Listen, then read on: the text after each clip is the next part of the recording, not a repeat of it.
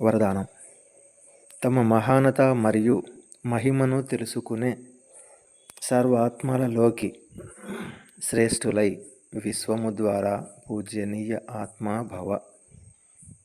తమ మహానత మరియు మహిమను తెలుసుకునే సర్వ ఆత్మలలోకి శ్రేష్ఠులై విశ్వము ద్వారా పూజ్యనీయ ఆత్మా భవ. స్లోగన్.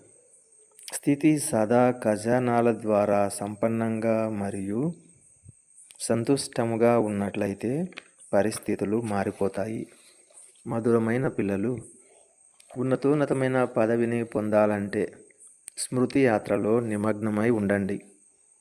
ఇదే ఆత్మిక ఉరితాడు.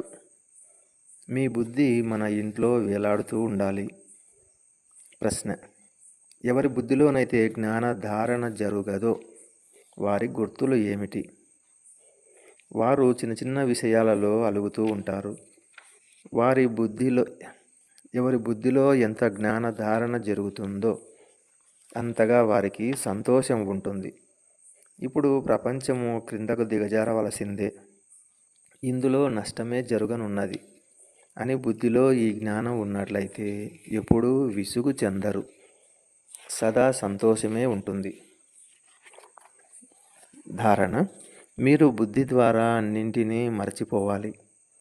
ఏ విషయాలలోనైతే సమయం వ్యర్థమవుతుందో వాటిని వినిపించవలసిన అవసరమే లేదు. చదువుకునే సమయంలో బుద్ధియోగము ఒక్క తండ్రితోనే జోడింపబడి ఉండాలి. బుద్ధి ఎటు భ్రమించకూడదు. నిరాకారుడైన తండ్రి మనల్ని చదివిస్తున్నారు అన్న నశాలో ఉండాలి. వివరణ: బ్రాహ్మణ పిల్లలైన ప్రతి ఒక్కరూ వర్తమాన సమయంలో విశ్వములోని సర్వ ఆత్మలలో శ్రేష్ఠులు మరియు భవిష్యత్తులో విశ్వము ద్వారా పూజనీయులు. నంబర్ వారీగా ఉంటూ కూడా చివరి నంబరులోని మణి కూడా విశ్వం ముందు గొప్పవారు.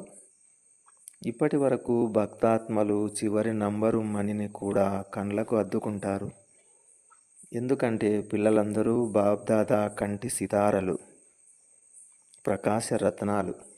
ఎవరైతే ఒక్కసారైనా కూడా మనసు ద్వారా సత్యమైన హృదయంతో తమను తండ్రి పిల్లలుగా నిశ్చయం చేసుకుంటారో, డైరెక్టు తండ్రి పిల్లలుగా అయ్యారో వారికి మహాన్గా మరియు పూజ్యనీయులుగా అయ్యే లాటరీ లేక వరదానము తప్పక లభిస్తుంది.